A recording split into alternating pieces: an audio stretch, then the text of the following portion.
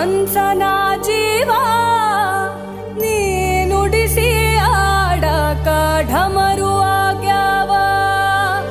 ಯಾಕ ಶಿವಲಿಂಗ ನಡೆಸುತ್ತಿ ಹಿಂಗ, ಏನೇನೂ ಇಲ್ಲಯ್ಯ ನಮ್ಮ ಕೈಯಾಗ.